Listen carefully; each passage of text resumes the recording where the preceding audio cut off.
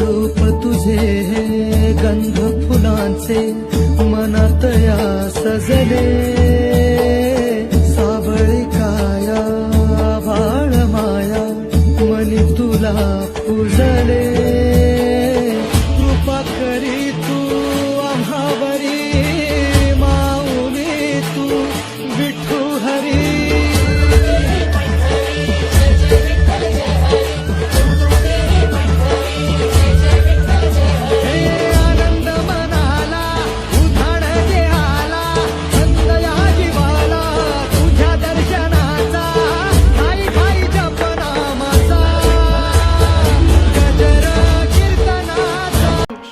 कारण तिसरा देह स्थूल देह सूक्ष्म कारण तिसरा देह चौथा महाकारण देह ऐक बाप महाकारण देह ऐक बाप स्थूल देह सूक्ष्म कारण तिसरा देह स्थूल देह सूक्ष्म कारण तिसरा देह.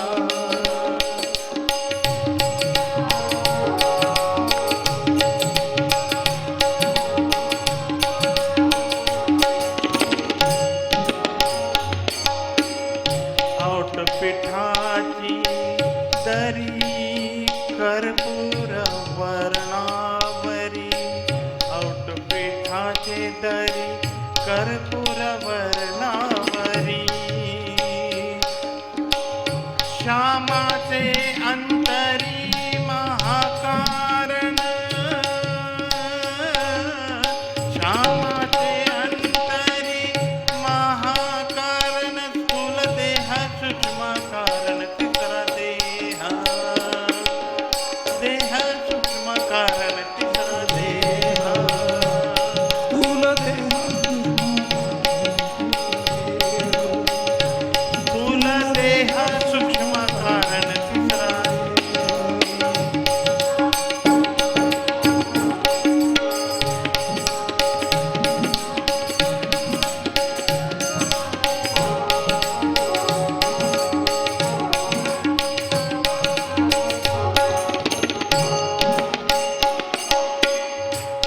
महाकारणी आतुला लक्षाचा पुतळा महाकारणी आतुला लक्षाचा पुतळा उन्मनी हे कळा दैवी वारी उन्मनी हे कळा दैवी वारी दैवी वारी स्थूल देह सूक्ष्म कारण तिसरा देह स्थूल देह सूक्ष्म कारण तिसरा देह.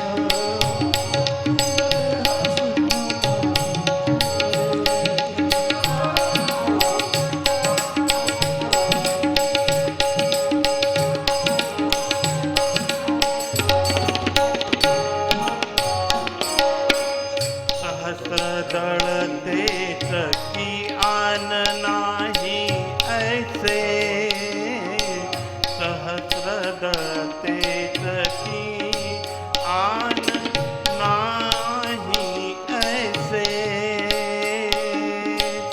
महातेज वसे महातेज वसे जानते अंत महातेज वसे जानते अंत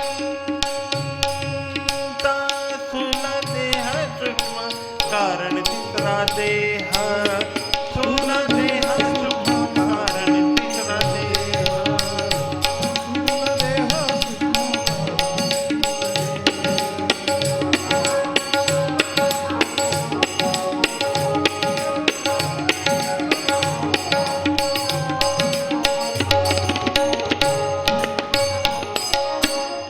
पश्चिम मार्ग येथोनी ऊर्ध्व उंच गगनी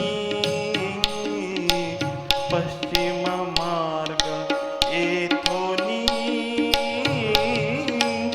ऊर्ध्व उंच गगनी जेथे एक कामिनी एकलीच जेथे एक कामिनी एकलीचा स्थूल देह सूक्ष्म कारण स्थूल देह सूक्ष्म कारण स्थूल देह सूक्ष्म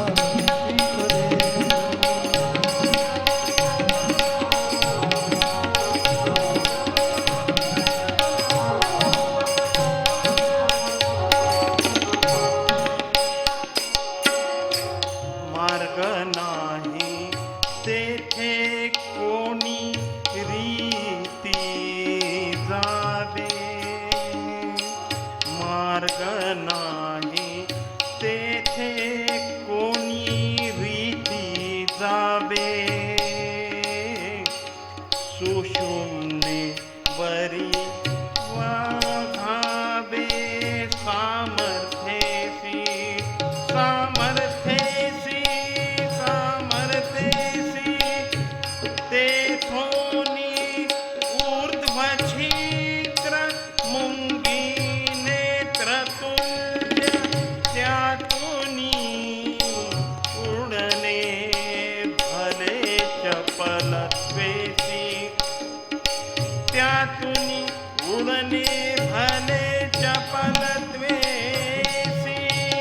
स्थूल देह सूक्ष्म कारण तिसरा देह स्थूल देह सूक्ष्म कारण तिसरा देह स्थूल देह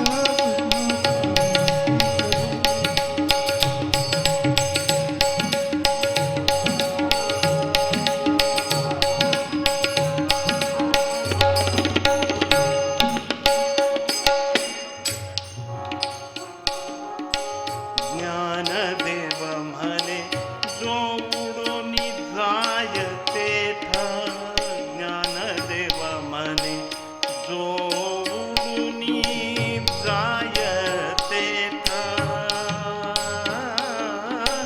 परब्रह्मीची माता परब्रह्मीची माता तोची जाणे तोची जाणे तोची जाणे स्थूल देह सूक्ष्म कारण तिसरा देह स्थूल देह सूक्ष्म कारण देह स्थूल देह सूक्ष्म कारण स्थूल देह सूक्ष्म कारण स्थूल देह सूक्ष्म कारण तिसरा देह मन रे भजले नमः शिवाय तू भजले मन शिवाय मन भजले नमः शिवाय मन भजले नमः शिवाय तू भजले नमः शिवाय मन तू भजले मन शिवाय मन तू भजले नमः शिवाय मन तू भजले नमः शिवाय मन तू भजले नमः शिवाय मन तू भजले नमः शिवाय मन तू भजले नमः शिवाय तू भजले नमः शिवाय बोलिए बोलिए मना सर्वजन भजले नमः शिवाय मन तू भजले नमः शिवाय मन तू भजले नमः शिवाय मन तू भजले नमः शिवाय मन तू भजले नमः शिवाय मन तू भजले नमः शिवाय मन तू भजले नमः शिवाय मन तू भजले नमः शिवाय मन तू भजले नमः शिवाय मन तू भजले नमः शिवाय मन तू भजले नमः शिवाय मन तू भजले नमः शिवाय मन तू भजले भजले नमः शिवाय मन तू भजले नमः शिवाय मन तू भजले नमः शिवाय मन तू भजले नमः शिवाय मन तू भजले नमः शिवाय मन तू भजले नमः शिवाय मन तू भजले नमः शिवाय मन तू भजले नमः शिवाय भजले नमः शिवाय मन तू भजले नमः शिवाय मन तू भजले नमः शिवाय मन तू भजले नमः शिवाय मन तू भजले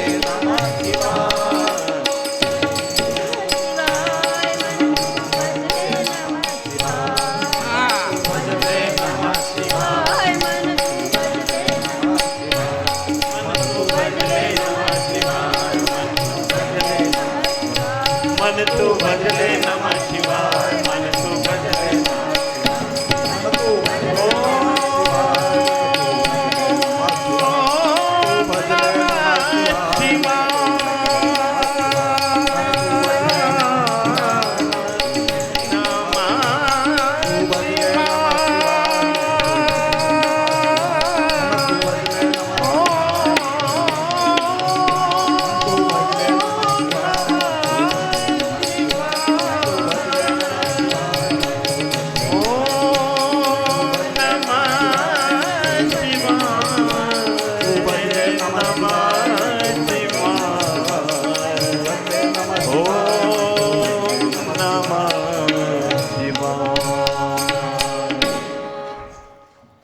तीसरी कथा है भगवान शिव जी के भक्ति की।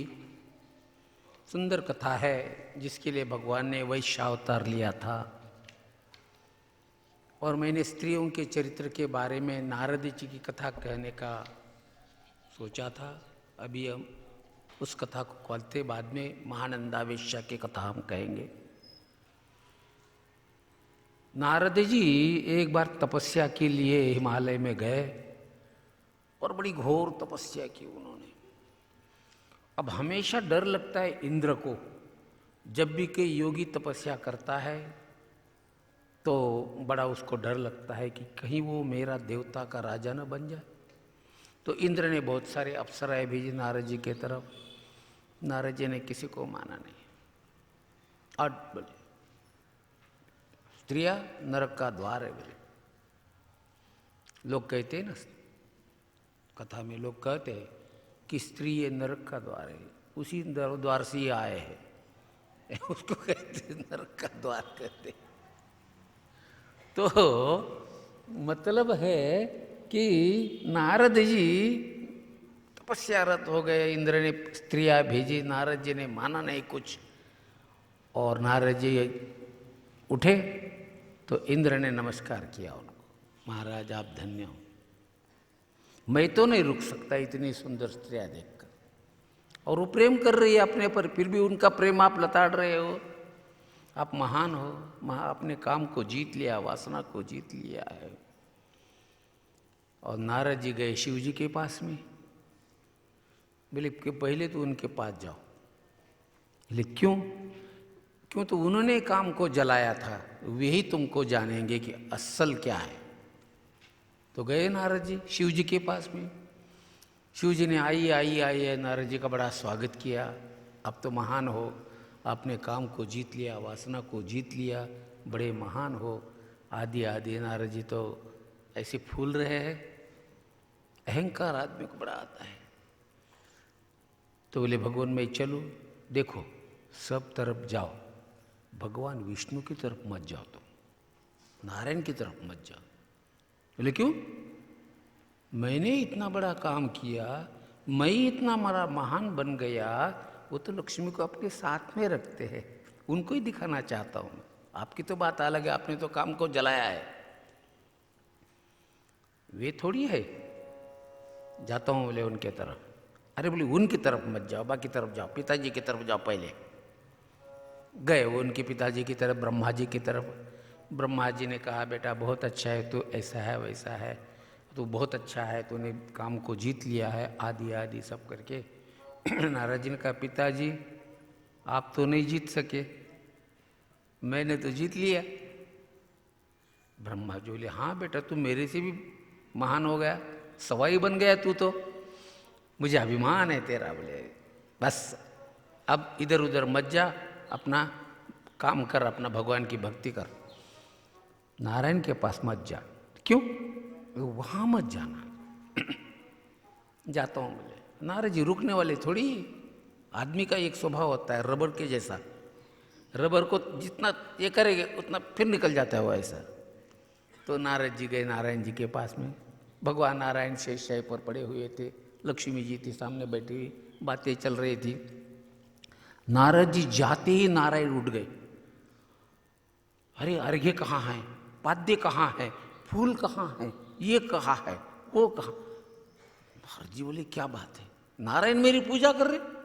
नारद जी आप पूजनीय हो, आप महान हो, अपने काम को जीत लिया, अपने वासना को जीत लिया है, आप बड़े महान हो। ओ नारद जी की पूजा हो गई। नारद जी तो बड़े फूल गए। बोले ऐसा है वैसा है, ये वो। तो बोले प्रभु ये हो वह सब कुछ है, मुझे इसका कोई अहंकार नहीं है। काम को तो जीत लिया मैंने, लेकिन मेरे में अहंकार नहीं, वासना तो है ही नहीं अब मेरे में। अच्छा?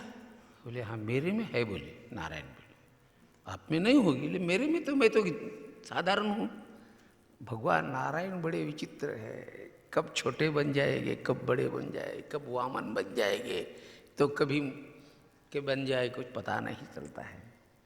तो नारद जी बड़े फूल गए और निकल गए। भगवान ने माया रच ली और एक शहर बनाया। उसमें लक्ष्मी को कह दिया आप उस राजा की बेटी बन के आ जाओ। लक्ष्मी जी वहाँ पर राजा की बेटी बन गई। नारद जी जा रहे तो एकदम शहर कहाँ से आ गए, बीच में इतना सुंदर सब सोने के ये सब। तो नारद जी के कौन राजा है, जरा जागो। गए वहाँ पर, उस राजा ने जाते हैं नारद जी का स्वागत किया। ये नारद जी हमारा तो अहोभाग्य है, हमारी बेटी हो गई है अभी, और ये जवान हो गई है, और इसका हमें शादी करनी है। नारद जी बड़े ये हो गए, कौन सी बेटी है? लाओ। लाए, उन्होंने बेटी को सामने लाए। बेटी ने नमस्कार किया, और 21 साल की बेटी, बढ़िया एकदम, अब साक्षात लक्ष्मी थी वो। तो नारद जी, राजा ने कह दिया इसका भविष्य तो देख लिए, क्या बात है। तो नारद जी देख रहे उसका भविष्य, ये तो जगतपति की पत्नी हो जाएगी, ये तो विश्व के प्राण हैं, उनकी पत्नी हो जाएगी, विश्वात्मा हो जाएगी, ये तो इसकी पत्नी हो जाएगी। तो ओह नारद जी की, और फिर इतना तो देख लिया, भविष्य तो देख लिया, लेकिन फिर जरा ऊपर देखने लगे। नारायण ने उसी समय, लक्ष्मी जी के सामने ही थे नारायण, उन्हें केवल उंगली हिलाई थोड़ी ऐसी। लक्ष्मी ने ऐसा मोहक रूप धारण किया कि पूछो मत। अब देखो, एक तो भविष्य और दूसरा रूप, दोनों आ गया। नारद जी ने कहा बस इसको अपन ने पाना है। राजा को पूछ लिया क्या कर रहे हो?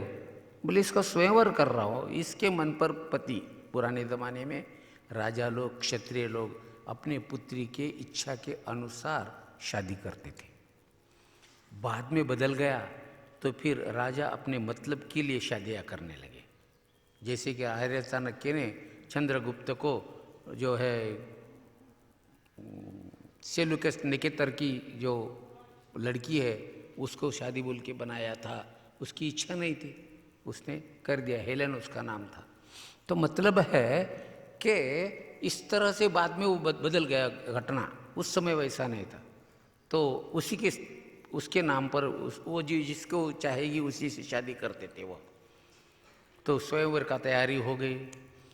अब नारद जी बोले मेरा चेहरा तो ऐसा है, चोटी है मेरी, चप्पी की, ब्रह्मचर्य देखो हमारे कैसे होते। तो बस ऐसे ही नारद, ज्ञान तो था उनमें पूरा, ब्रह्म ज्ञान था पूरा, चिंतन था, उनको के लेना देना नहीं है बेचारे, और सभी जो ब्रह्म ज्ञान था उनके पास में। तो नारद जी वो जो बड़े हैं तो बोले अपने को चेहरा अच्छा चाहिए, इसको प्रसन्न करने के लिए चेहरा तो कुछ बनाना ज़रूरी है, ड्रेसिंग तो ज़रूरी है ना। तो बोले किसके पास जाना? नारायण के पास जाने, सबसे सुंदर वही है, वही बड़े हैंडसम है। तो चले गए नारद जी वहाँ पर, और भगवान को बोले भगवान मुझे हैंडसम बनाओ।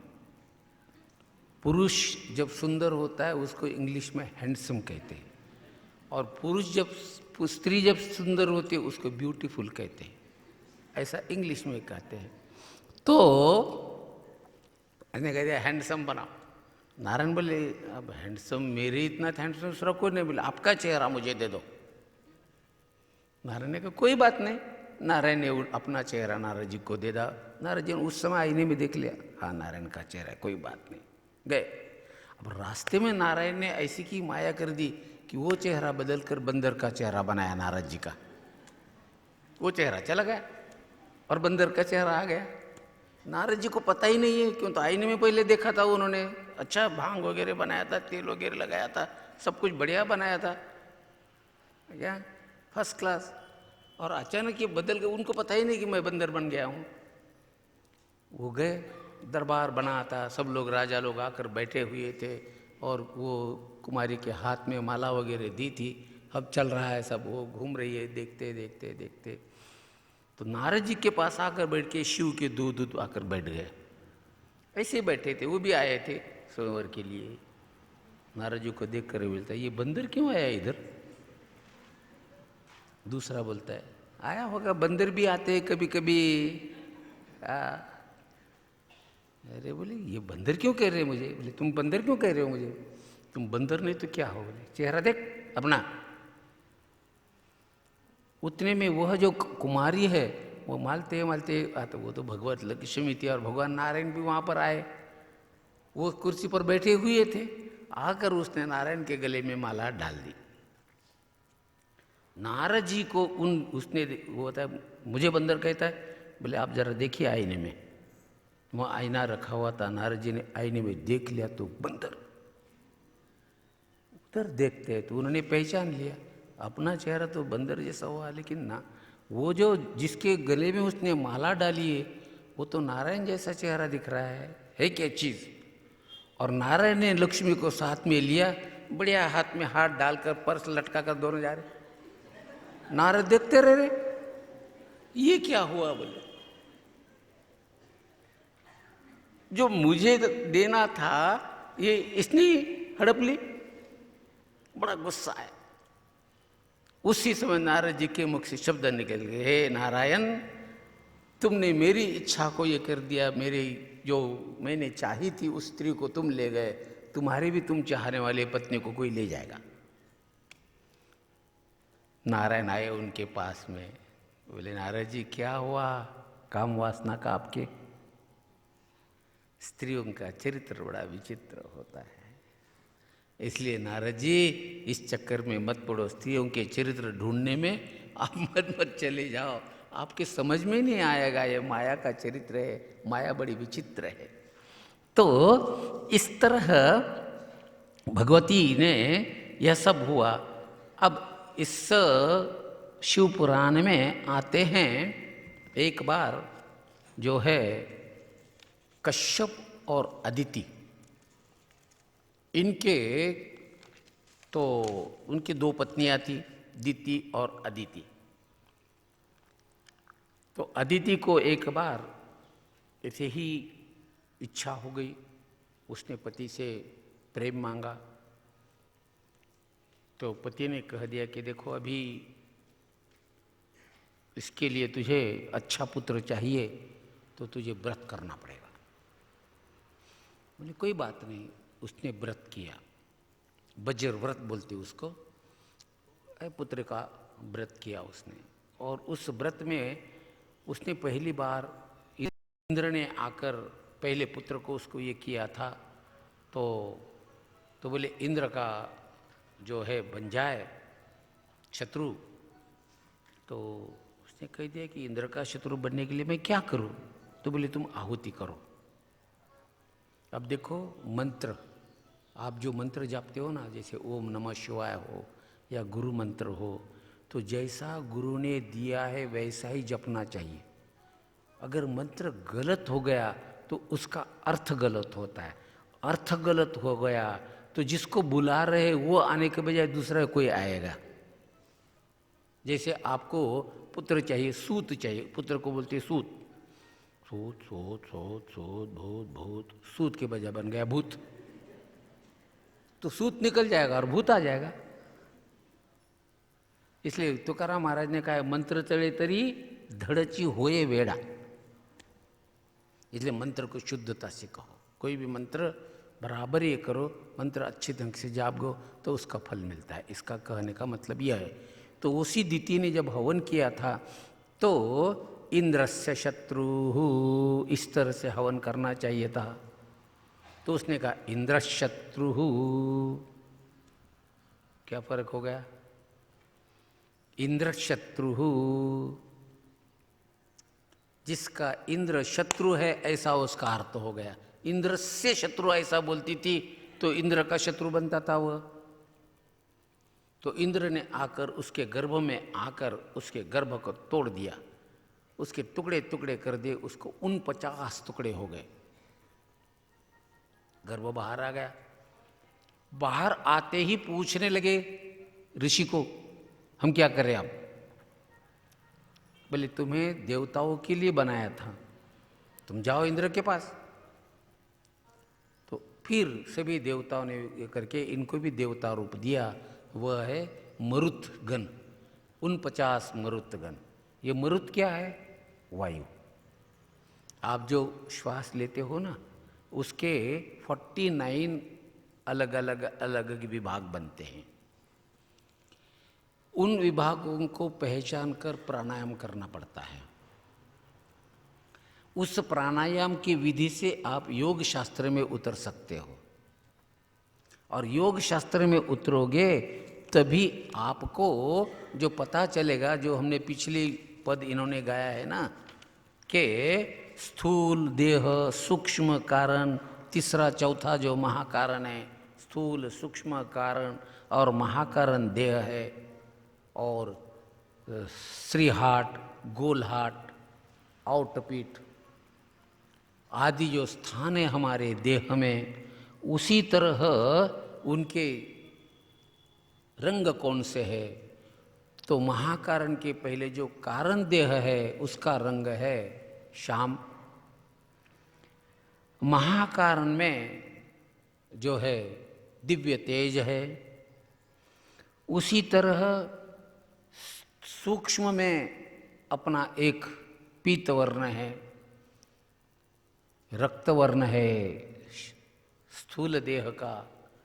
तो रक्त श्वेत कृष्ण पीत प्रभा भिन्न, चिन्मय अंजन सुदले डोळा, तुकाराम महाराज कहते हैं कि यह योग का ज्ञान है। आप कहेंगे तुकाराम महाराज तो गृहस्थी थे, बिना योग शास्त्र के कोई भी अपने देह को बैकुंठ नहीं ले जा सकता, ध्यान में रखना। गृहस्थी हुए तो क्या हुआ, योग की साधना तो करना ही पड़ेगी। उसके बाद सहस्त्रदळ तेच की उन्मनी हे कळा दैवीवरी, सहस्त्रदळ तेची की आन नाही ऐसे, महातेजवसे त्याचे आत, पश्चिम मार्ग तेथुनी ऊर्ध्व उंच गगनी, तेथ एक कामिनी एकलीच। शक्ति का शोधन करते करते आप जब जाओगे तो आपकी प्राण को आपको उलट करना पड़ता है। मतलब है कि अपान और प्राण का मिलन करके प्राण को ऊपर चढ़ाना पड़ता है सुषुम्ना के द्वार से, और सुषुम्ना जब आज्ञा चक्र तक चली जाती है तो आज्ञा चक्र में ईड़ा और पिंगला का एकत्व होता है, और उसके बाद शुरुआत होता है आज्ञा चक्र। जैसे ही आपने ये कर लिया वहाँ पर आपको लय लगता है, उसको समाधि कहते हैं। उसके आगे चले जाते हो तो एक नाद शुरुआत होता है। नामदेव राय ने एक छोटा सा पद कहा है, अनुहत वाजती टाळ, अनुहत वाजती टाळ, अनुक्षीर नाम रसाळ, नाम रसाळ, अनुभव तन्मय सकळ, अनुभव तन्मय सकळ, नामा म्हणे केशव कृपाळू, नरहरी रामा गोविंदा वासुदेवा नरहरी रामा गोविंदा वासुदेवा नाम म्हणे कृपाळू कृपाळू रामा गोविंदा वासुदेवा नरहरी रामा गोविंदा वासुदेवा अनुहात वाजती टाळ अनुहत वाजती टाळ अनुभव तन्मय सकळ अनुभव तन्मय सकळ अनुक्षीर गीत रसाळ अनुक्षीर गीत रसाळ मने केशव कृपाळू नरहरी रामा गोविंदा वासुदेवा नरहरी रामा गोविंदा वासुदेवा नाम म्हणे केशव कृपाळू नरहरी रामा गोविंदा वासुदेवा नरहरी रामा गोविंदा वासुदेवा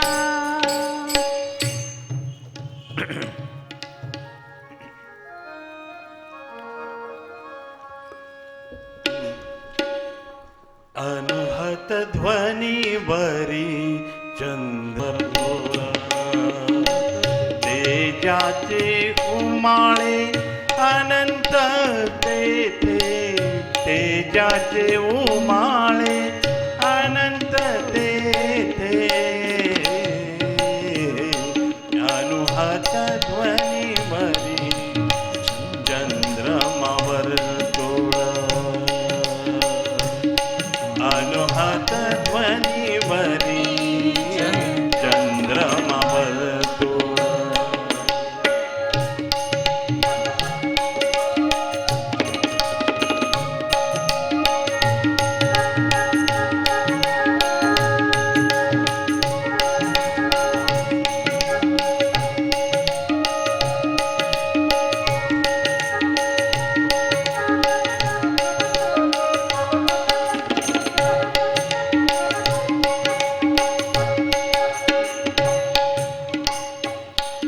ब्रह्मशिखरी निराळ्या मार्गावरी ब्रह्मशिखरी निराळ्या मार्गावरी अविनाश कर्ण कुमारी एकलीच अनुहत ध्वनीवरी चंद्रमावर अनुहत ध्वनीवरी चंद्रमावर अनुहत ध्वनीवरी चंद्रमावर अनुहत ध्वनीवरी तेथोनी महात्मार उन्मनीची वार्ता तेथोनी महात्मार उन्मनीची वार्ता त्यावरी चढता रिगणसे त्यावरी चढता रिगणसे रिगणसे रिगणसे अनुहत ध्वनीवरी चंद्रमावर तोळ अनुहत ध्वनीवरी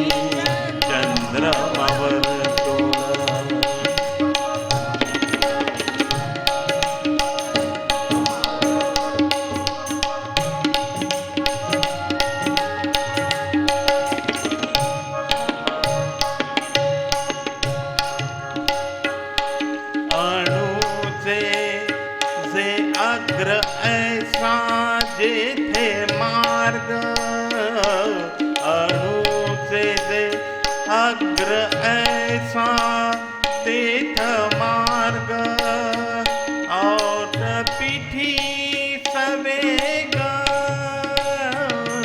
और पिठी सवेगा जावे बारी जावे बारी जावे बारी अनहत ध्वनी वरी चंद्रमावर तोड़ अनहत ध्वनी वरी चंद्रमावर तोड़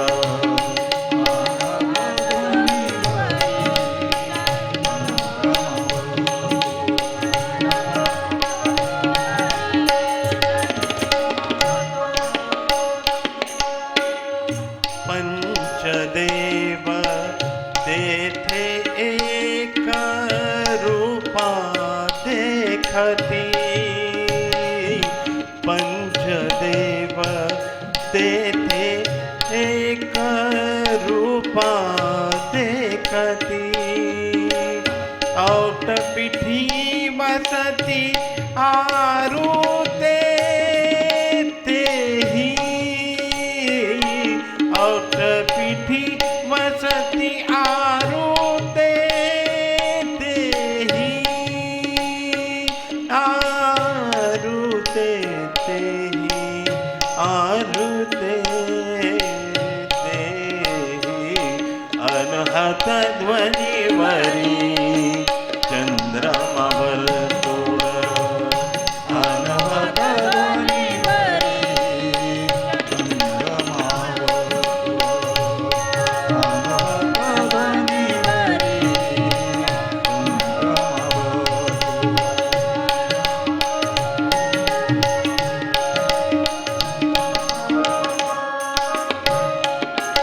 तयाचे हि वर रश्मी अग्रामधुनी तयाची हि वर रश्मी अग्रामधुनी शुद्ध ब्रह्म निर्वाणी असे तेथे असे तेथे असे तेथे अनुहत ध्वनी वरी चंद्रमावर तोड़ अनुहत ध्वनी वरी चंद्रमावर तोड़ अनुहत ध्वनी वरी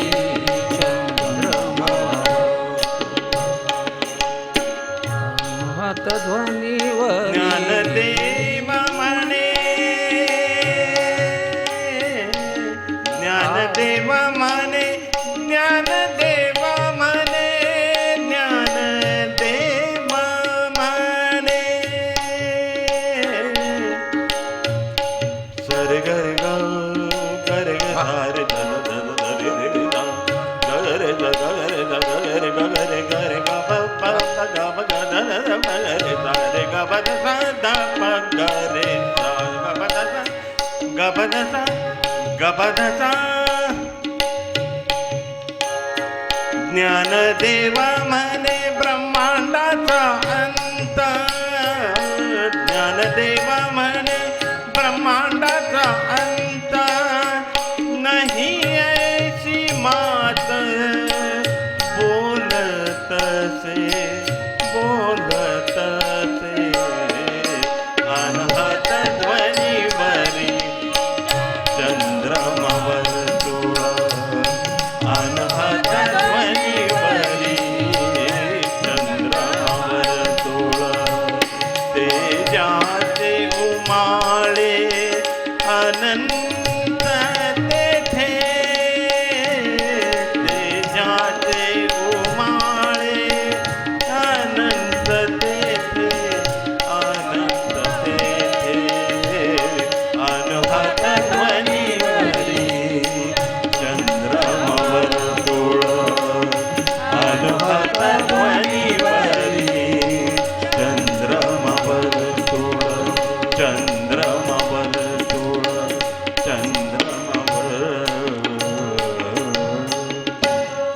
ओम नमः पार्वती पते पते हर हर। ईश्वर भगवान की जय। इस उमा संहिता में भगवान भगवती पार्वती ने शिव जी को प्रश्न किया कि यह जो काल है सबके मृत्यु के रूप में आता है, हर एक आदमी मरता है, तो उसका भय कैसे निवारण करें, उस काल का निवारण कैसा करें। देखो, मरना कोई बुरी बात नहीं है, लेकिन मरने के डर से मरना बहुत बुरी बात है। मरना कोई बुरी बात, मरना सबको है, उसमें कोई बुराई नहीं है। मरे तो मरे, सब मर गए, कृष्ण मर गए, राम मर गए, सब मर गए। हाँ, कबीरदास जो कहते ब्रह्मा विष्णु महेश भी मर गए, देव जो ये जगत चलावे वो, तन धरी सुखिया कोई नहीं देखिया, जो देखिया सो दुखिया। वो राजा दुखिया, प्रजा दुखिया, धनी को दुख दुना हो, तन धरी सुखिया। मृत्यु का कोई डर, लेकिन डरते डरते मृत्यु का जो डर है वो कैसे निकल जाए। तो पार्वती ने कह दिया केवल योग के द्वारा ही यह संभव है, अन्य कोई मार्ग नहीं है। उस योग के लिए, उस काल योग के लिए ब्रह्म ज्ञान, भक्ति, वैराग्य, इन सब की आवश्यकता होती है। बिना भक्ति के आप ज्ञान की प्राप्ति नहीं कर पाते, और बिना ज्ञान के आप योग मार्ग में नहीं उतर सकते। तो इसलिए योग मार्ग में होता क्या है, तो पहले आपको सभी ध्वनियों से ऊपर उठना पड़ता है। और यही इस पद में कहा है कि अनुहत ध्वनि वरी चंद्रमा वर्तुळ तेजाचे उमाळे अनंत तेथे। मैं एक संत से मिला था, बड़े अच्छे थे संत, साल में एक बार नहाते थे वो।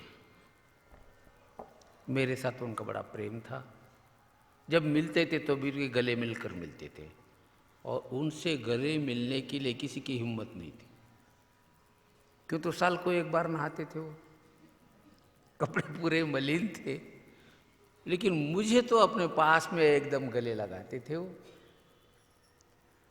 तो उनको पूछा मैंने, आप इतना नाम लेते हो, इतना नाम लेते हो, नाम में मस्त रहते हो, कुत्ता भी आया तो उसको भी नमस्कार करते हो, गधा भी आया तो उसको भी नमस्कार कर रहे हो, आदमी भी आया तो उसको भी नमस्कार कर रहे हो, आपको कुछ हुआ क्या।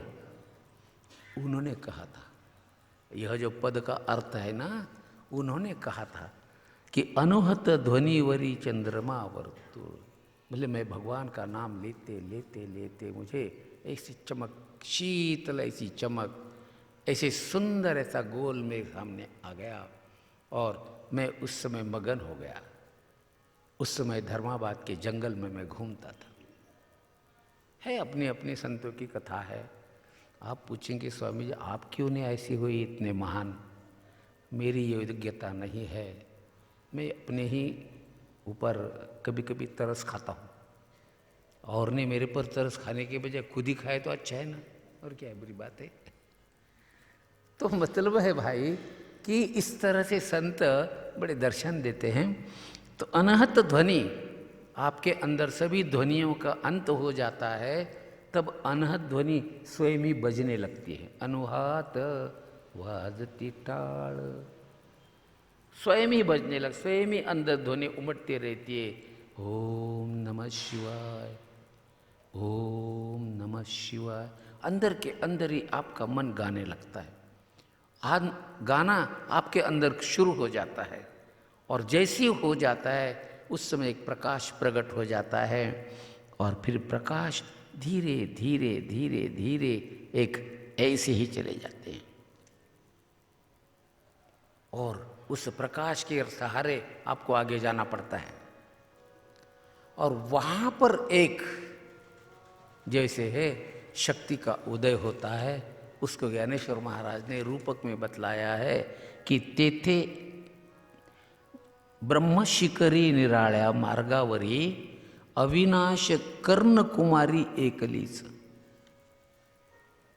जिस शक्ति के द्वारा आपके अंदर वासना का उदय हुआ, काम का उदय हुआ, क्रोध का उदय हुआ, सभी वृत्तियों का उदय हुआ, वह जो शब्द पहले बार आपके अंदर आया था, उस शब्द के ओर आप चले जाते हो, जो जन्मों जन्मों से बहुत सारे शब्दों का संग्रह आपने किया है।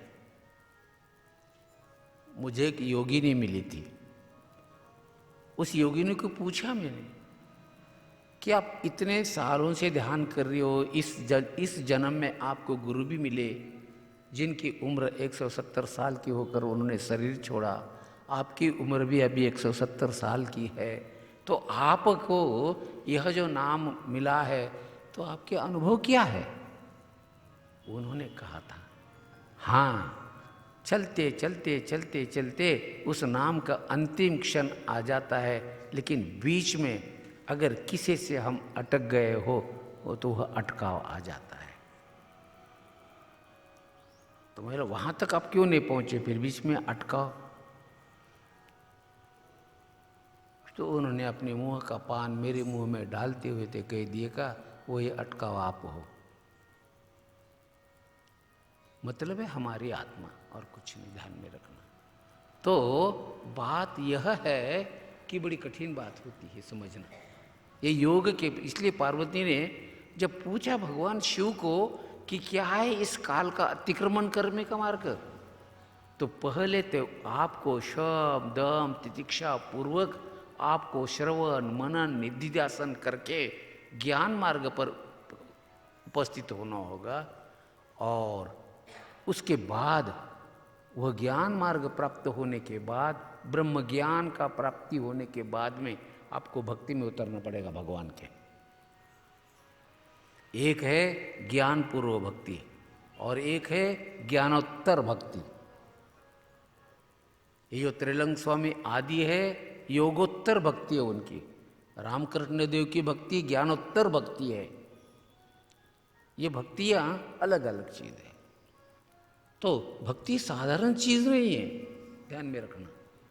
इसलिए भगवान शिव कह रहे हैं कि उस भक्ति रूपी वृत्ति को धारण करने के लिए वह है कहते त्यावरी चढ़ता रीग नसे। उस शक्ति को देखने के लिए जब योगी ऊपर चढ़ सकता है तो वहाँ उसको मार्ग मिलता नहीं, बहुत प्रयत्न करता है, वो बहुत प्रयत्न करता है। अनुचेजे अग्र ऐसा तेथ मार्ग है रास्ता, लेकिन अगर आपने अनु देखा होगा तो अनु का विभाजन करके जो बचता है अनु, उस अनु के सूक्ष्म मार्ग जितना होता है उतना वह मार्ग सूक्ष्म होता है। और औटपीठी सवेग जावे त्वरी।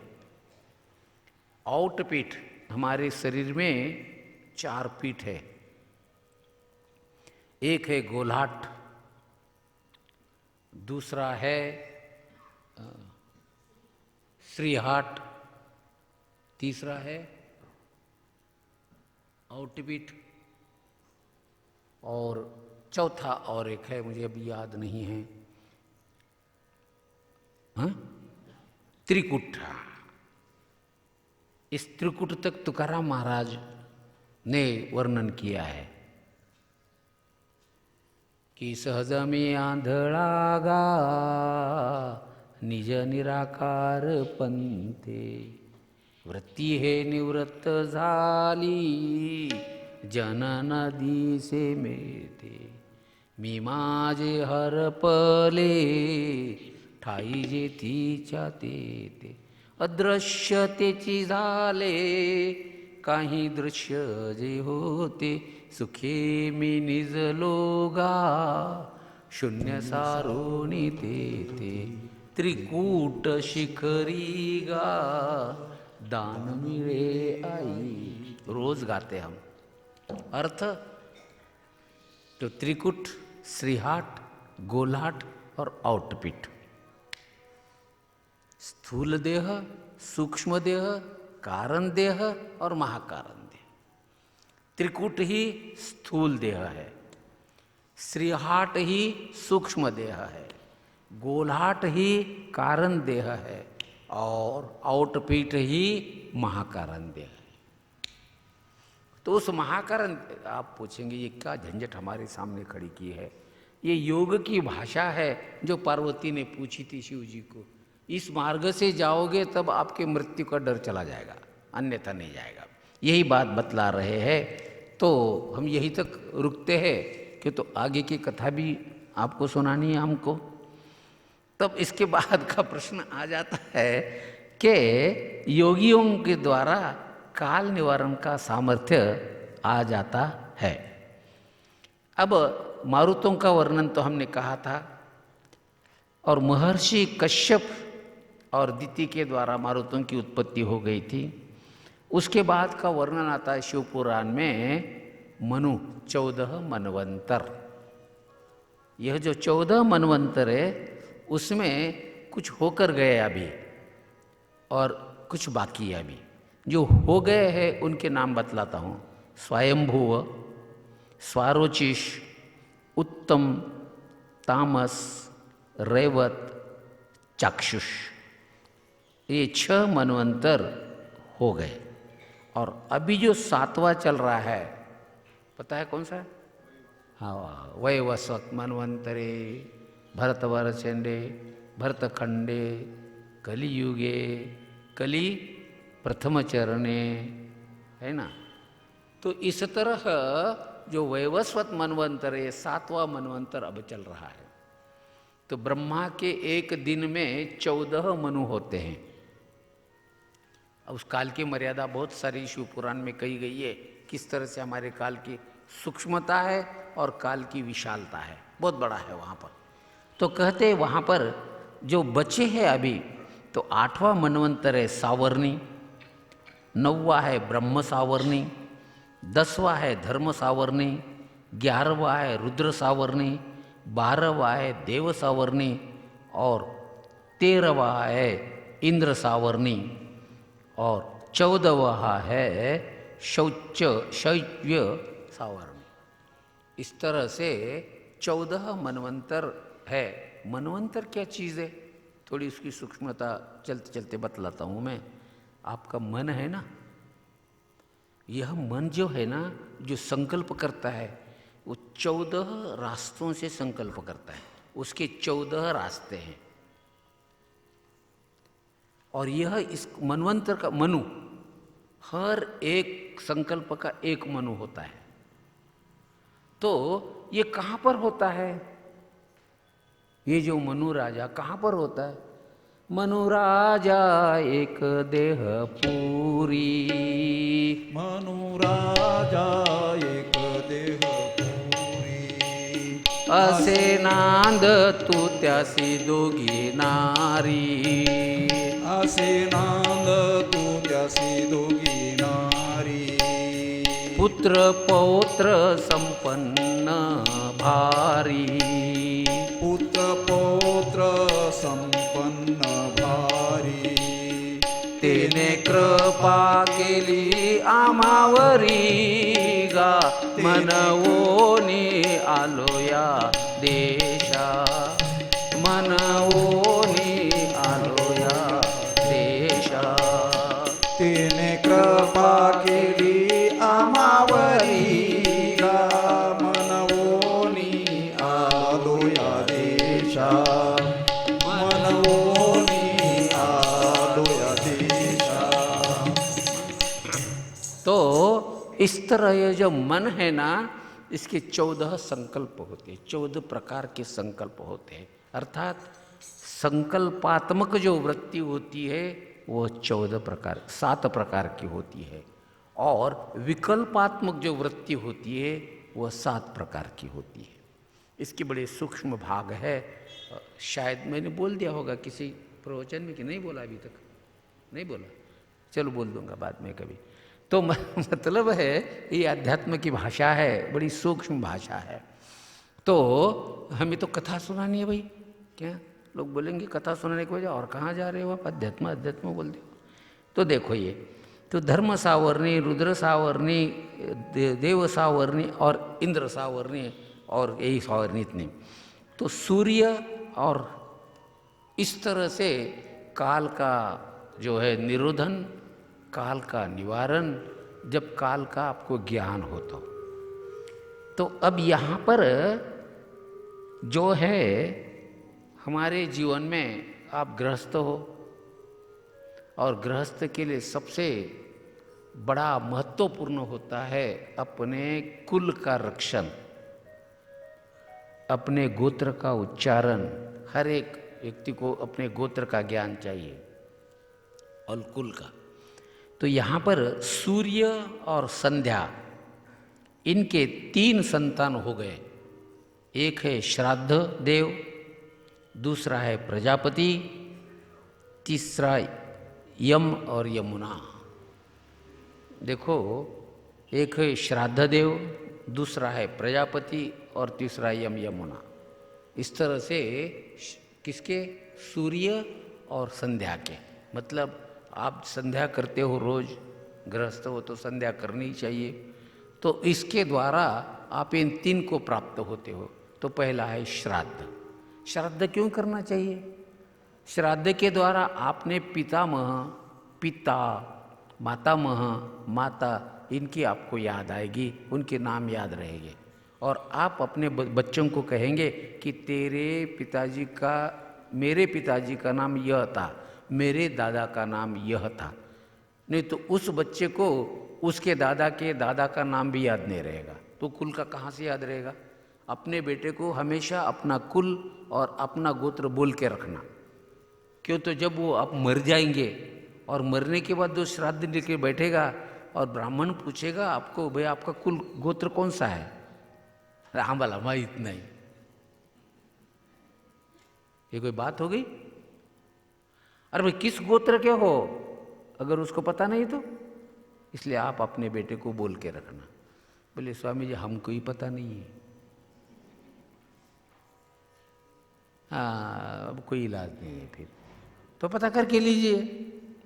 अपने गोत्र का पता लगाना चाहिए। गोत्र का मतलब है जिन गुरुओं के द्वारा हमें शिक्षा मिली है ज्ञान की, उसको कहते हैं गोत्र। और कुल जिन माताओं के द्वारा हमें जन्म मिला है। कुल की उत्पत्ति हुई है माता से और गोत्र की उत्पत्ति हो गई है पिता से। ज्ञान प्राप्त करने के लिए पिता गए थे और कुल के लिए माता गई थी। तो इस तरह से सूर्य और छाया इनके द्वारा उत्पत्ति हो गई अश्विनी कुमारों की। तो सूर्य की 2 पत्नियां, एक संध्या और दूसरी छाया। संध्या जो है त्रिकाल आती है, 3 बार आती है दिन में हम देखते हैं, और छाया रात को आ जाती है। रात में जो अंधेरा होता है ना, उसको हम अंधेरा कहते, वास्तविक वह है सूर्य की छाया। वो जो रात नहीं है, सूर्य की छाया है। दूसरी तरफ सूर्य रहता है, उसकी छाया पड़ती है इधर, तो हम उसको कहते हैं अंधेरा, रात कहते हैं, और कुछ नहीं है, वो छाया है। तो उसकी 2 पत्नियां कहते हैं। और अब यह जो हमने मन कहा था, मनु राजा कहे थे, उसके 9 पुत्र, जैसे 14 मनु हो गए, 14 की मन की वृत्तियाँ हो गई। अब इस मन के 9 पुत्र हो गए। मतलब मन के द्वारा उत्पन्न क्या होता है, मन के द्वारा पैदा क्या करते हो आप अपने संकल्प के द्वारा क्या पैदा करते हो। तो जो जो पैदा होता है, जैसे देखो शब्द, स्पर्श, रूप, रस, गंध, ये 5 विषय है। इंद्रियों के द्वारा उसका ग्रहण, आप उसका ग्रहण करते हो। उसमें से प्राण, अपान, व्यान, उदान, समान। तो व्यान, उदान, समान आदि में सभी में प्राण रहता है, इसलिए 4 प्राण और ये बाकी 5 जो है, तो इनको मिलाकर इंद्रिया, तो इनको मिलाकर जो बनता है वो 9 पुत्र मन के। मन क्या कर रहा है? तो हर एक इंद्रिय के द्वारा विषय ग्रहण कर रहा है। तो मुख्य तो ज्ञानेंद्रिय के द्वारा वो विषयों का ग्रहण करता है और प्राण के द्वारा उसको बल देता है। थोड़ा सूक्ष्म बतलाता हूँ, काम पड़ा तो देखो। ज्ञानेंद्रिय, कान के द्वारा आप शब्द का ग्रहण करते हो, बात ध्यान में आ गई। उस शब्द के ग्रहण करने के लिए आप किस प्राण का उपयोग कर रहे हो, पता है आपको? शब्द का ग्रहण करने के लिए किस प्राण का उपयोग कर रहे हो? स्पर्श का ग्रहण करने के किस प्राण का ग्रहण कर रहे हो आप? रूप का ग्रहण करने के लिए किस प्राण का ग्रहण कर रहे हो आप? रस का ग्रहण करने के लिए किस प्राण का ग्रहण कर रहे हो आप? और गंध का ग्रहण करने के लिए किस प्राण का ग्रहण कर रहे हो? भाई साहब, ये योग की प्रक्रिया है, इसलिए इसका आपको अभ्यास करना पड़ेगा। करो। तो इस तरह प्राण के जो है, ये जो मन के जो है 9 पुत्र है। देखो यहाँ पर कुछ साधक भी बैठे हैं और कुछ आप जैसे सिद्ध भी बैठे हैं। तो आप सिद्धों को तो कोई आवश्यकता नहीं योग के ज्ञान की, लेकिन कुछ साधक हो गए, उनको अगर इस ज्ञान का उपयोग हो गया तो मैं अपना अहोभाग्य मानूंगा। तो कहते यहाँ पर अब दूसरी कथा आती है यहाँ पर, जैसे पार्वती ने पूछा तो पर एक एक कुल का वर्णन शिव पुराण करता है। एक इक्ष्वाकु वंश जो है जिसमें प्रभु रामचंद्र पैदा हो गए, और दूसरा है जो इक्ष्वाकु शिबी, नाभाग, दृष्ट, शर्याती, नरिष्यंत, नाभाग, कुरुष और प्रियवंत। यह जो मनु नाम का राजा हुआ था इस पृथ्वी तल पर, उसके पुत्रों का नाम दिया है। और उसके बाद इक्ष्वाकु का वर्णन भी आता है। उसके बाद कथा आती है सत्यव्रत की। सत्यव्रत का नाम का राजा था और विश्वामित्र ने अपने राज्य का त्याग करके तपस्या करने के लिए गए थे। देखो विश्वामित्र की हिम्मत। राज्य था, पुत्र थे, पत्नी थी, सबको त्याग कर चले गए तपस्या के लिए। आप पूछेंगे हम क्यों नहीं जाते, है ना? आप पूछेंगे स्वामी हमारी इच्छा क्यों नहीं होती? आप विश्वामित्र इतने पागल नहीं है। ध्यान में आ गए आपके? आप महान हो, होशियार हो, इसलिए आप नहीं जा सकते। तो विश्वामित्र गए तो उनकी पत्नी और पुत्रों को राज्य लोगों ने लूट लिया उनका। दूसरे राजा आ गए तो सत्यव्रत राजा ने उनके पुत्र और उनका पालन किया। विश्वामित्र ने उसका उपकार के लिए, विश्वामित्र जब वापिस आए तो उसको पूछा भाई मैं तेरे लिए क्या कर सकता हूँ? तो सत्यव्रत बड़ा होशियार था।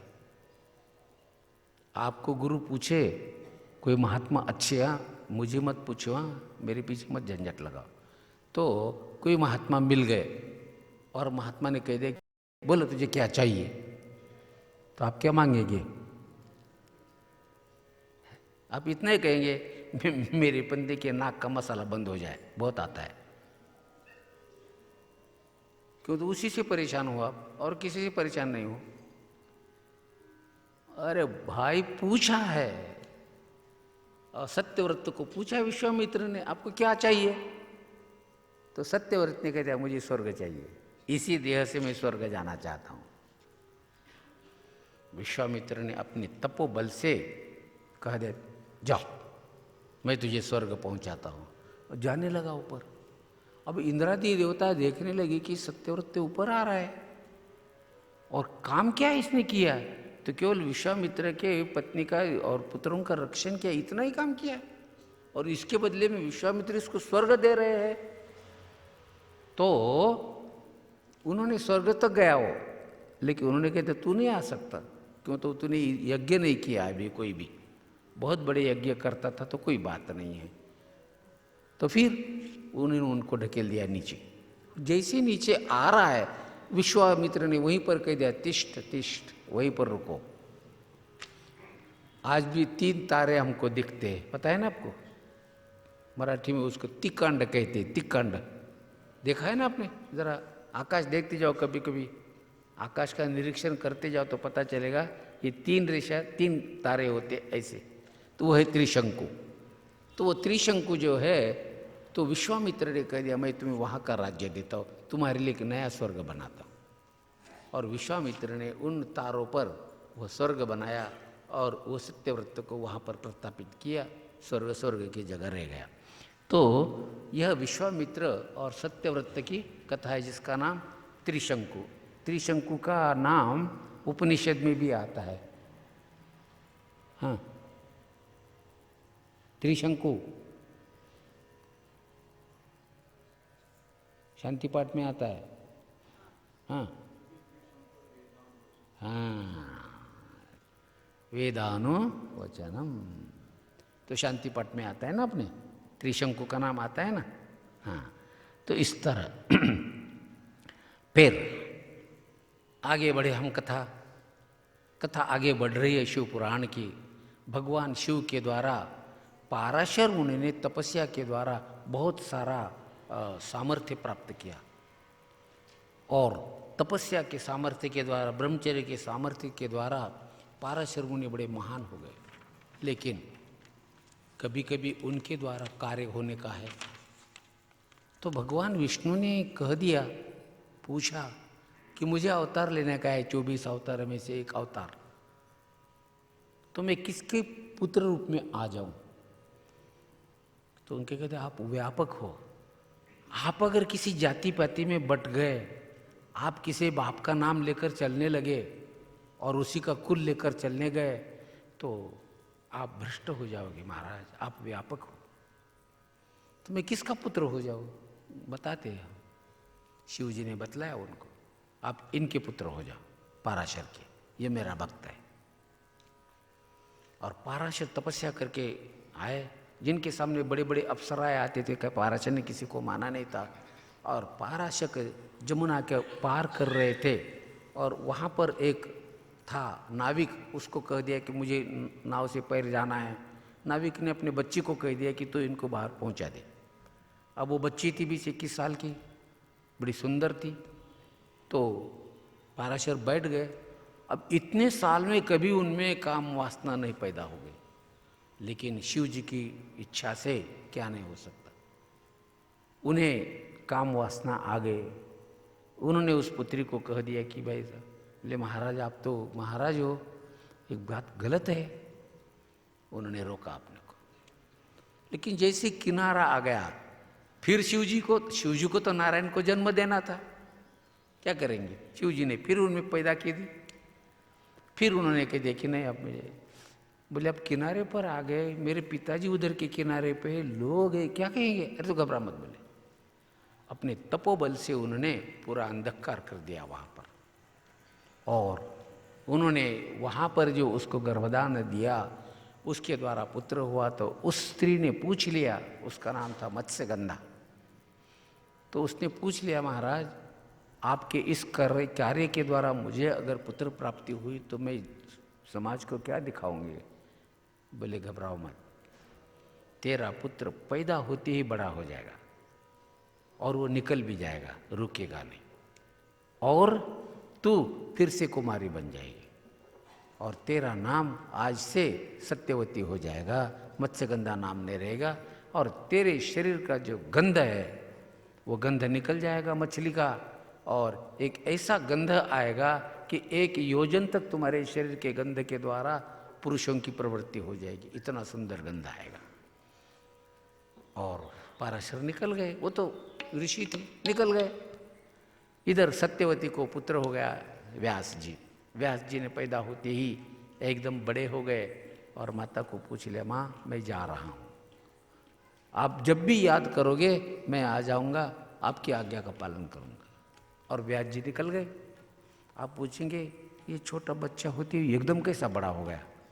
क्यों तो आज के डॉक्टर वगैरह जो है उनका सिर ज़्यादा देर शांत नहीं बैठ सकता है, ऐसा होता है, पुरानी कहावत है। तो पूछेंगे ऐसा कैसा हो सकता है, एकदम बड़ा हो सकता है? हो सकता है। अभी भी अगर आपके पास इतना संशोधन नहीं हुआ है, हो जाएगा कि जैसे ही हो जाएगा तो बच्चा काल के द्वारा फट बोल के बढ़ जाएगा। वो तो भगवान नारायण थे, इसलिए पैदा होते ही व्यास जी बड़े हो गए और व्यास जी निकल गए और सत्यवती फिर शंतनु की पत्नी हो गई। आगे की कथा आप सबको पता है। व्यास द्वारा अब उसके बाद सत्यवती से वेदव्यास का जन्म होगा और व्यास द्वारा मध्यमेश्वर लिंग की पूजा, और भगवान व्यास घूमते घूमते काशी में आ गए। और काशी में आपने पहले ही देखा था जो काल भैरव को ब्रह्मा जी का लग गया था तो शाप मोचन के पास चला गया था और उसके बाद उनका ब्रह्महत्या का पातक चला गया। तो काशी में आने के बाद उन्होंने पूछ लिया कि भगवान शिव से पूछ लिया मैं क्या करूँ अब। तो उनको एकदम प्रेरणा हो गई कि तुम यहाँ भी मेरी पूजा करो, मेरी साधना करो, तपस्या करो, रोज़ पूजा करो। और व्यास जी ने वहाँ पर पूजा करना शुरू कर दी। किस लिंग की पूजा करो काशी में? तो उन्होंने कह दिया इस लिंग की पूजा करो। और भगवान व्यास रोज़ गंगा जी स्नान करके पूजा करने लगे। जिस लिंग की वो पूजा करते थे उस लिंग का नाम है मध्यमेश्वर शिवलिंग।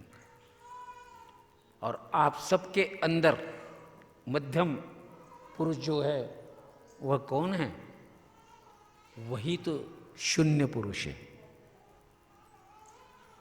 कौन सा पुरुष है? शून्य पुरुष है। आप सबके अंदर, सबके वृत्तियों के अंदर कुछ नहीं है। निर्वृत्तिक जो है भगवान वह है। इसलिए शून्याचा उद्भव सांगतोया बोला।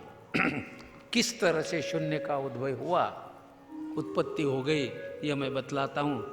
ऐसा ज्ञानेश्वर महाराज कहते हैं।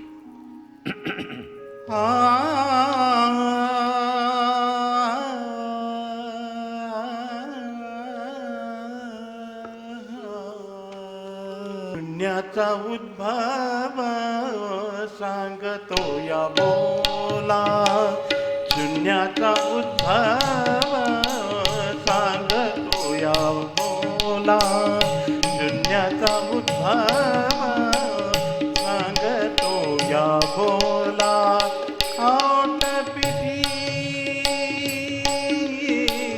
आउट पिठी वहिला सूक्ष्म मार्ग, सूक्ष्म मार्ग, शून्याचा उद्भव सांगतो या बोला, शून्याचा उद्भव सांगतो या बोला। सांगतो या बोला, शून्याचा उद्भव सांगतो या बोला। मनपुराचे वरी द्वादश अंगुल, मनपुराचे वरी द्वादश अंगुल, तयावरी गेले आभाटेने, तयावरी गेले आभाटेने। शून्याचा उद्भव सांगतो या बोला, शून्याचा उद्भव सांगतो या बोला।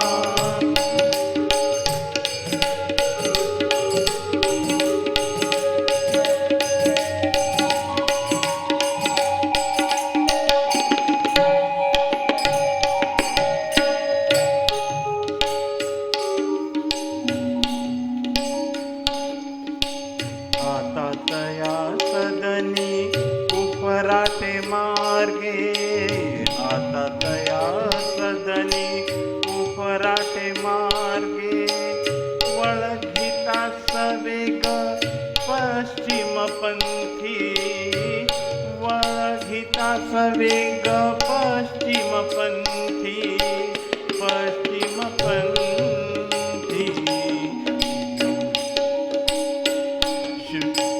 शून्याचा उद्भव सांगतो या बोला, शून्याचा उद्भव सांगतो या बोला।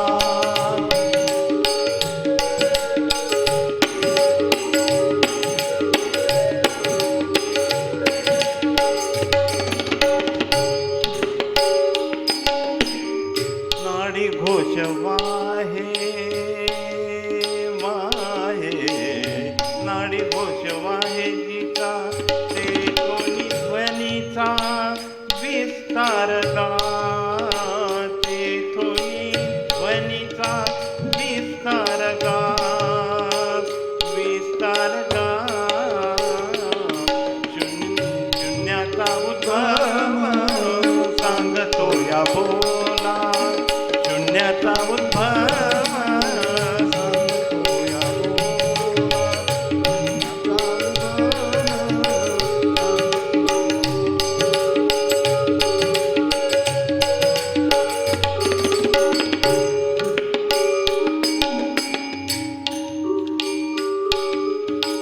ध्वनीचेही वारी शुद्ध तेज आसे, चंद्रमा प्रकाशे तेज ठाई, चंद्रमा प्रकाशे तेज ठाई.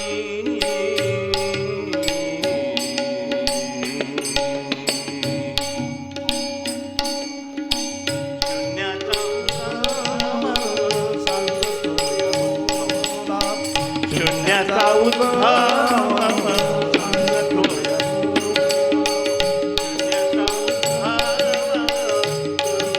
या शून्याचा उद्भव.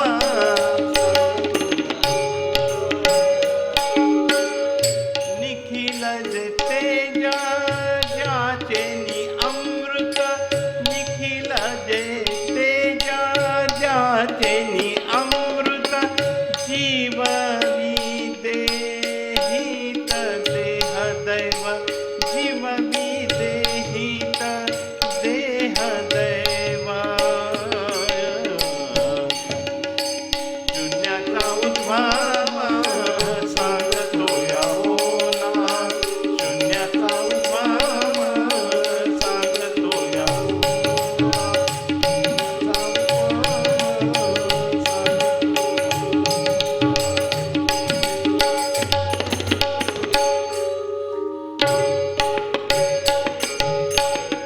ज्ञानदेव माझा त्रिकुटाची गोडी, ज्ञानदेव माझा पदरी दानी पदम बरे, निजारे मा निजारे पामा, निजारे निजारे निजारे मरे बाबा बाबा मद पद मबा मबा मनी धनी पद मबा, रे मबा धनी धनी पद मबा, सनि धनी पद मबा, मबा नि धरे धनी ध मम रे धनी धरे मम नि ध ध मम रे धनी मम रे धनी धरे मम नि ध बनि ध बनि ध ध ध ध. ज्ञानदेव माता त्रिकुटाची गोडी, ज्ञानदेव माता त्रिकुटाची गोडी, धरिता आवडी ब्रह्म लाभे, धरिता आवडी ब्रह्म लाभे. शून्याचा उद्भव सांगतो या बोला, शून्याचा उद्भव सांगतो या बोला. औटपीठी वहिला, औटपीठी वहिला सूक्ष्म मार्ग, शून्याचा उद्भव सांगतो या बोला, शून्याचा उद्भव सांगतो या बोला, सांगतो या बोला, सांगतो या बोला. ज्ञान प्राप्ति के लिए काशी चले गए। काशी में उन्होंने तपस्या की और तपस्या से उन्हें जो प्राप्त हुआ, भगवान शिव ने जो ज्ञान दिया, उसका वर्णन ज्ञानेश्वर महाराज कहते हैं। शून्याचा उद्भव सांगतो या बोला, औटपिठी वहिला सूक्ष्म मार्ग। क्या है शून्य? आपके अंतर में एक खालीपन है। जब आप उदास होते हो तब आपको उसकी अनुभूति बनती है। तो वह जो शून्य है जो खालीपन है, तो कहाँ पर प्राप्त होता है? पूरा शून्य प्राप्त होने के बाद बड़े आनंद में आ जाओगे। तो वह होता है आप तीनों देह का अतिक्रमण करोगे, तब आप उस शून्य में पहुंच जाओगे। ये तीनों देह कौन से हैं? जागृति की स्मृति, आपके अंदर जो कल्पना है उनकी निवृत्ति, और आपके अंदर निद्रा के सुख की जो इच्छा है उसकी निवृत्ति। ये तीनों जब हो जाएंगे, जैसे उपनिषद में कहा है ना, ओंकार की स्थिति बतलाते सोए मांडुक्य उपनिषद कहता है कि क्या है वहाँ पर, तो कहते वहाँ पर पहला जो है जिसको कहते ओम एतक्षरमितम सर्वं तस्य व्याख्यानम भूतम भविष्यम भविष्यत् इति सर्वम ओंकार एव, है ना? वहाँ पर कहा है ना उन्होंने, सभी ओंकार है। उसमें जागृत स्थानों बहिष्प्रज्ञ सप्तांगो एकन विचंति मुख कहते हैं ना। तो जैसे उपनिषद वहाँ पर कह रहा है, वेद उस तरह से कह रहा है, यही बात ज्ञानेश्वर महाराज कह रहे यहाँ पर कि औटपीठ मतलब स्थूल देह, सूक्ष्म देह, कारण देह के पार जो है उसको कहते हैं औटपीठ। वहाँ पर जाने के बाद में कहते हैं मनपुराचे वरी द्वादश अंगुळे। अब आप पूछेंगे ऐसा गिनना है क्या अंगुळे? ये अंगुळे नहीं है, वहाँ पर आपके प्राण के क्षण हैं। आप जो श्वास लेते हो, श्वास छोड़ते हो, तो कितने सेकंड में श्वास लेते हो दिन में, और श्वास छोड़ते हो पूरे दिन में आपके श्वास होते 21,600। तो हर श्वास होता है 4 सेकंड का आपका। आप लेते हो 2 सेकंड और छोड़ते हो 2 सेकंड। अगर मंद श्वास आपका चलता हो तो निद्रा में, लेकिन आप भाग रहे हो तो श्वास आपका जोर से चलेगा। तो इस तरह 21,600 श्वास की अपनी मर्यादा है आपकी, उसको कहते अंगुळ। तो कहते तयावरी गेले अभाटेने आता तया सदनी उपराटे मार्गे। ये ज्ञानेश्वर महाराज की भाषा है, ये कोई कथा की भाषा नहीं है और लोगों के लिए कहे, साधारण लोगों के लिए कहे या केवल वेदांती के लिए कहे, उनकी भी भाषा नहीं है, ये योगियों की भाषा है। इसलिए वहाँ जाने के बाद, उस महाकारण देह के पार जाने के बाद, वहाँ आप जो साधारण रूप से श्वास ले रहे हो, बाहर छोड़ना और लाना है, उससे उल्टा करना पड़ेगा आपको। ना तो छोड़ना है और ना तो लेना है, मामला बंद हो गया वहाँ। उफराटे मार्गे जावे। और वड़गीता सवेग पश्चिम पंथ, एक पूर्व पंथ है जो सूर्योदय जहाँ पर होता है, उसके देवता कौन है? महाविद्या तारा। सूर्योदय की देवता है तारा, और रात की विद्या है काली। वो रात अच्छी है या बुरी? रात बहुत अच्छी है कि रात में आपको सुख निद्रा लगती है, रात आपको सुलाती है, रात आपको सुख देती है। लेकिन आप रात नहीं चाहते हो, काला रंग नहीं चाहते हो आप, ऐसा नहीं। तो कहते यहाँ पर नाडी घोष वाहे जिचा वाहे जिचा तेथुनी ध्वनीचा विस्तार गा। ध्वनीचेही वरी शुद्ध तेज असे चंद्रमा प्रकाशे तेच ठाई। चंद्राचे वरी एक निराळाच मध्य स्त्रियेचे निज बोध निज रूप। यहाँ पर ज्ञानेश्वर महाराज ने बड़ी सूक्ष्मता से जो स्त्री साधक है उसको भी बतलाया। अब स्त्री साधक हो भगवती पार्वती जैसी, या महान सुलभा जैसी, या महान योगिनी अगर हो, उसको पता चलता है कि उसका निज बोध कहाँ पर छुपा हुआ है। उसका निज बोध उसको पता चलना चाहिए कि उसका निज बोध कहाँ पर वो रुकती है। जैसे एक पुरुष को पता चाहिए वो कहाँ पर रुकता है, उसी तरह साधक पुरुष को, उसी तरह साधिका को पता चलना चाहिए कि वो कहाँ रुकती है। जहाँ रुकती है वह उसका बोध है। ये योग का मार्ग है, ये भगवती का मार्ग है। यहाँ पर तो कहते स्त्रिये चे निज बोध निज तेथ, निखिल जे तेज जाचेने अमृत, जीववी देहित देह दैव। अब पुरुष देह की साधना बतला रहे, जहाँ से जीवन अमृत बनता है, अमृतत्व की मिठास जहाँ पर शुरुआत हो जाती है, वह समाधि के ऊपर की स्थिति जो है वह ज्ञानेश्वर महाराज बतलाए। इसलिए औट पिठा तड़ी सर्वते दिसे, सूर्य हा प्रकाशे तेज। पहले चंद्र बतलाया, अब यहाँ पर बतलाए सूर्य। वहाँ पर प्राण का रहस्य पता चलता है। इस तरह भगवती पार्वती भगवान शिव को योग मार्ग, देखो आपने अन्य पुराण सुने हैं, लेकिन शिव पुराण शिव और पार्वती का संवाद है यहाँ पर। इसलिए शिव पार्वती योगेश्वर और योगेश्वरी दोनों भी है। इसलिए इनका संवाद सुनने से एक तो आपको बड़ा भाग्य लगना है, भाग्य से ये सुनने को मिलता है। बस सुनना है, सुनने के बाद थोड़ा समझने के लिए अकल लगती है, अभ्यास लगता है। फिर समझे तो फिर उसको गले में उतारना, उसके लिए थोड़े व्यायाम लगता है, साधना लगती है। फिर गले में उतारा, फिर पचाने के लिए विकारों की निवृत्ति करनी पड़ेगी, वो हो रहा।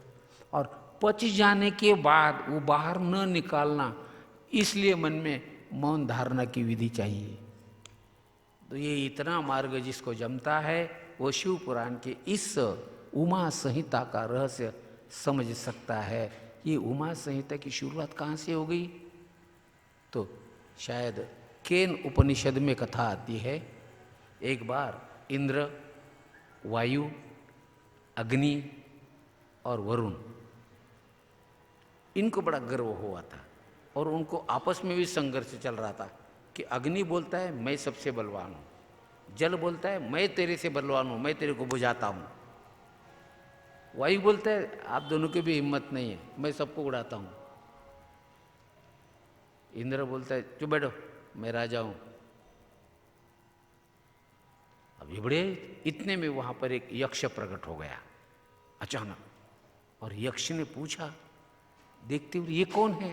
बोले यक्ष है। बोले झगड़ो मत आपस में, आप में कितना किस में बल है अभी देखते हैं अपन।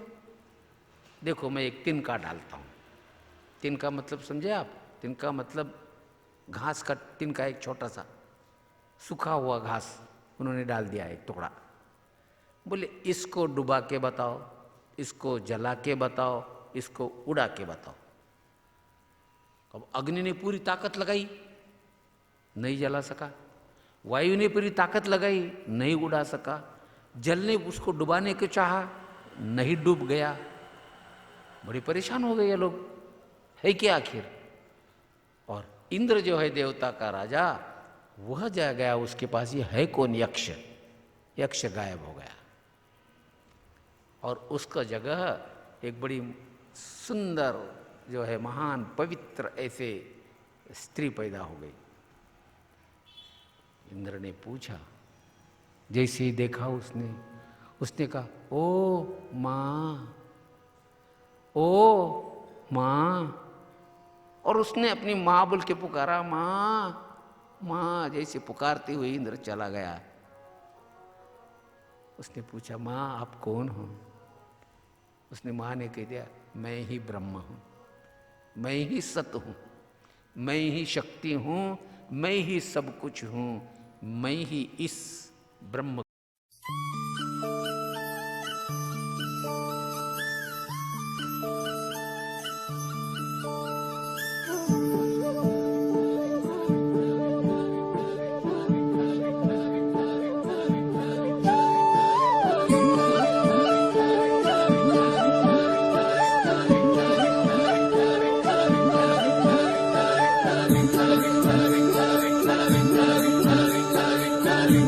Raja